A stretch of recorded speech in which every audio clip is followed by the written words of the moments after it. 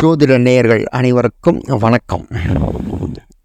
நேயர்களே, இப்பொழுது நாம் இந்த வீடியோவில் பார்க்கக்கூடிய தலைப்பு பாக்கியஸ்தானம், புண்ணியஸ்தானம்.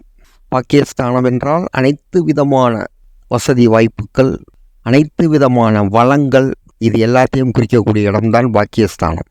அது ஒவ்வொருவருடைய ஜாதகத்தில் எவ்வாறு இருக்கிறது என்பது மாறுபடும்.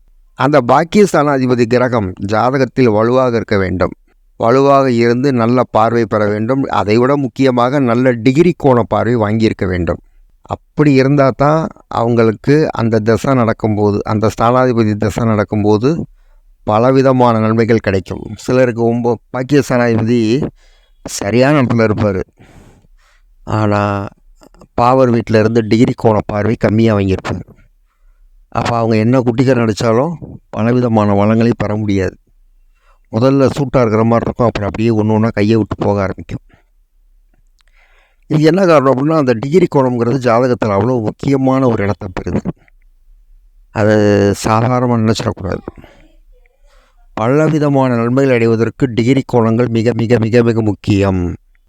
அப்போ டிகிரி கோண அமைப்புகள் நல்லா இருந்துச்சு அப்படின்னா, அந்த பாக்கியஸ்தானாதிபதி சுபர் வீட்டில் இல்லாமல் அசுபர் வீட்டில் இருந்தாலே அவங்க 80% வளங்கள் பெற்றுருவாங்க. டிகிரி கோணம் நல்லா இல்லாமல் சுபர் வீட்டில் இருந்தாலும் முதல்ல அது எல்லாத்தையும் ஈட்டுவாங்க, அப்புறம் கையை விட்டு போக ஆரம்பிக்கும். ஏன்னா ஒவ்வொரு கிரகத்துக்கும் டிகிரி கோண அமைப்பு தான் அவங்களுடைய என்ன திசைகள், எப்படி அவங்க வளத்தை பெற போகிறாங்க அப்படிங்கிறத முடிவு செய்யுது. அந்த டிகிரி கோண அமைப்புங்கிறது எல்லா ஸ்தான பலத்துக்கும் பொருந்தும். ஒரு ஸ்தான பலத்துக்கு மட்டுமில்லை, எல்லா இதுக்கும் பொருந்தும். சூரியன் முதல் செவ்வாய் வரை பாவகிரகங்கள், சுபகிரகங்கள் எத்தனை டிகிரி, பாவகிரகங்கள் எத்தனை டிகிரி, இந்த காரகத்துவம் எவ்வாறு, இவருக்கு இந்த லக்னத்துக்கு அவர் சூப்பரா, இப்படிலாம் அதெல்லாம் பார்த்து தான் அந்த திசை எப்படி வேலை செய்யும் அப்படிங்கிறதையும் ஃபுல்லாக சொல்ல முடியும். மேலோட்டமாக ஜாதகம் பார்ப்பது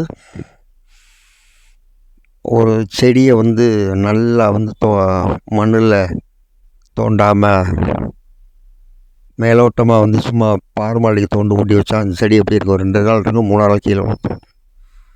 அதே மாதிரி செடியை நல்லா தோண்டி, ஒரு அடிக்கு தோண்டி, சின்ன செடியாக இருந்தாலும் ஒரு அடிக்கு தோண்டி நல்லா மண் வளங்கள் பார்த்து வச்சு சுற்றி கொஞ்சம் லேசாக உர வச்சு தண்ணி ஊற்றுறோம்னா எப்படி வளரும், அது மாதிரி தான் டிகிரி கோணமை. பார்க்குறதை தெளிவாக பார்த்து விட வேண்டும், செய்வதை திருந்த செய்து விட வேண்டும். நேயர்களே, மீண்டும் ஒரு ஜோதிட தலைப்பில் நாம் சந்திப்போம். நன்றி, வணக்கம்.